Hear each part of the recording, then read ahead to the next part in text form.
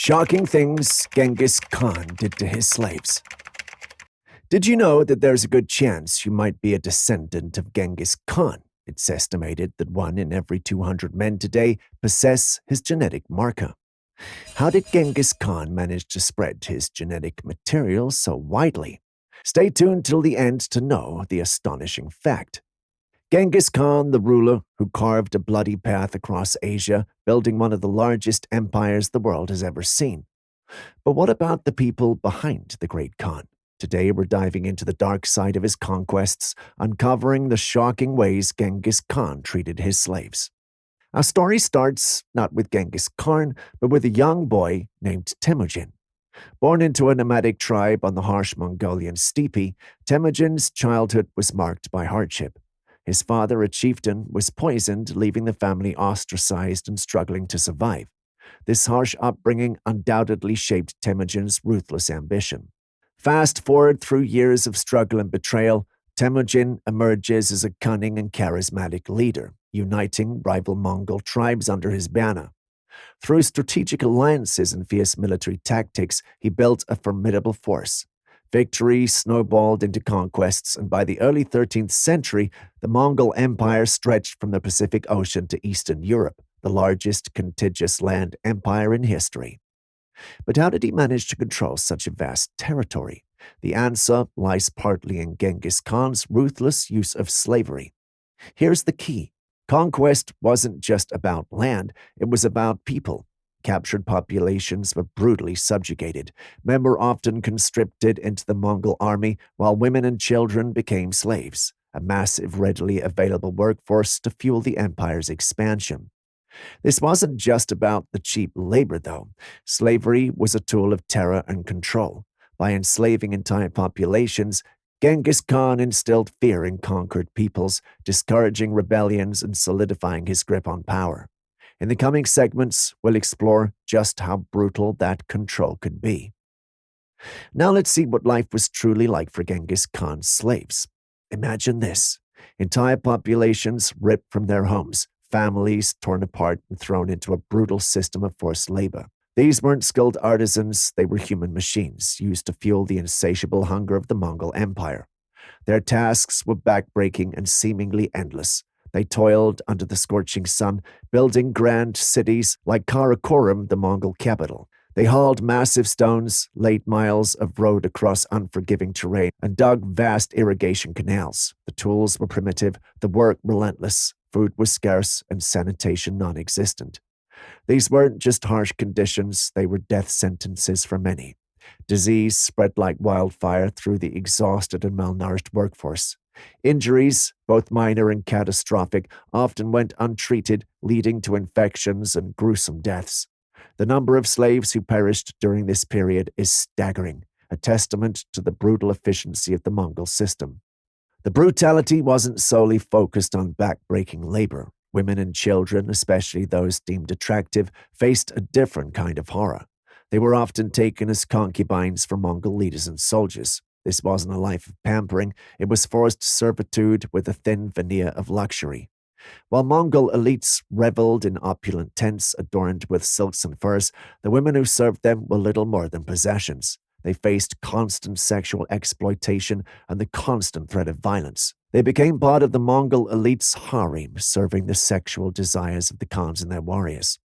Life for these women wasn't much easier. They were trophies of conquests, objects of power rather than human beings.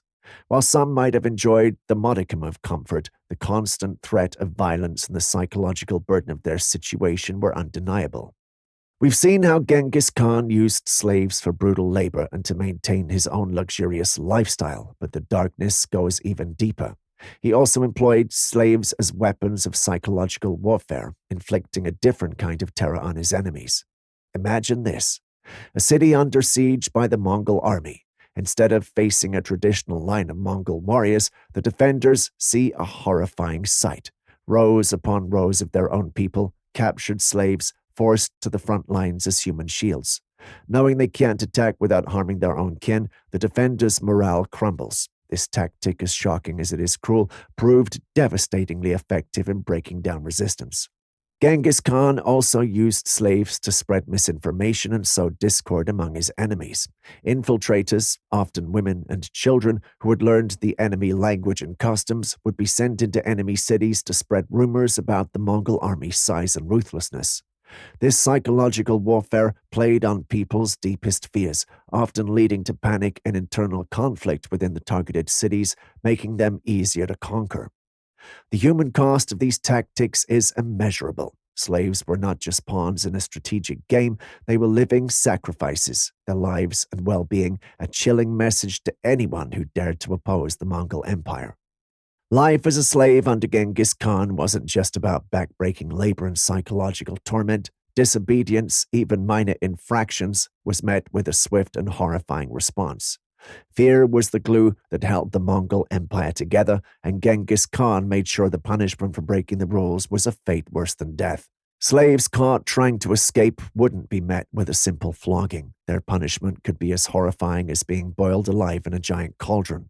Other gruesome methods included crushing under the weight of a passing herd of horses or being slowly crushed under heavy stones. The condemned would be tied, spread eagled to the ground as horses were driven over them, their bones shattering under the weight of thundering hooves. These weren't just punishments, they were public spectacles designed to terrify the entire slave population into absolute obedience. The fear wasn't just for physical transgressions. The Mongols also punished any perceived slight to their culture or religion. Failure to show proper respect to a Mongol leader or refusing to convert to their belief system could result in a torturous death. This harsh system served as a chilling purpose to completely break the will of the conquered people, turning them into a submissive and easily controlled workforce. But what was his most shocking method of control? Find out next. The cruelty of Genghis Khan's rule extended beyond mere punishment. He employed a chilling strategy designed to twist human bonds to his own gain, enforced loyalty through cruelty. Imagine this scenario. A captured warrior, a father of a young family. He's offered a horrifying choice: complete obedience, becoming an instrument of the Mongol war machine, or witness the brutal execution of his entire family. Wife, children, everyone he holds dear. This wasn't an empty threat. Genghis Khan was infamous for carrying out such executions, leaving a trail of devastation and despair in his wake. This tactic exploited the deepest human emotions, love and fear. By forcing a slave to choose between their own survival and the lives of their loved ones, Genghis Khan created a twisted form of loyalty. These coerced collaborators, often forced to participate in the subjugation of their own people, became a terrifyingly effective tool for control. The psychological impact of such cruelty is immeasurable. Imagine the burden of such a choice, the constant fear, the gnawing guilt. This tactic not only broke resistance, but it sowed discord with communities, turning potential allies into unwilling collaborators. It's important to remember that this wasn't just about controlling slaves. This tactic sent a chilling message to anyone considering rebellion.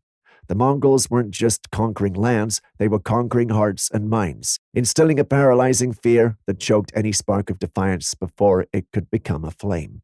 While the Mongol Empire was vast and powerful, it wasn't a homogeneous society. Even within the brutal war of slavery, there were distinct layers. At the very bottom of the ladder were the general laborers. These were the unfortunate souls who toiled away on construction projects, building cities, roads, and canals. Their lives were brutal, filled with relentless work, harsh conditions, and a constant threat of death from exhaustion, malnutrition, or disease. A step above them were those with specialized skills: carpenters, blacksmiths, and other artisans who were considered valuable assets. While they still faced harsh conditions, their skills offered a degree of protection. They were less likely to be outright killed, as their labor directly benefited the Mongol elite.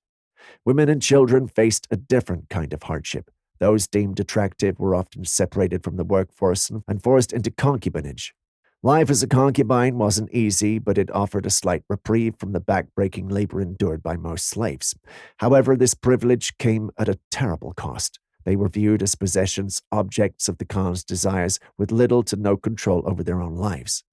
A unique position was occupied by military slaves. These were typically captured warriors who were forced to integrate into the Mongol army. While they faced the dangers of combat, they also received training, equipment, and a chance to rise through the ranks. The most skilled and loyal could even achieve positions of power within the Mongol military hierarchy. It's important to remember, however, that even these privileged slaves remained entirely at the whim of the Mongol masters. Disobedience, regardless of skill or social standing, could result in the same horrific punishments faced by all slaves. Genghis Khan's legacy is a complex one. He was a brilliant military strategist who built a vast empire, but the foundation of that empire was built on the backs and broken bodies of millions of slaves. Their stories are a chilling reminder of the darkest aspects of human history. Earlier in the video, we posed the intriguing question: how did Genghis Khan manage to spread his genetic material so widely that nearly 1 in 200 men today carry his genetic marker? Well, let's uncover this fascinating answer. Genghis Khan spread his genetic material widely through extensive polygamy and concubinage, fathering many children across his vast empire.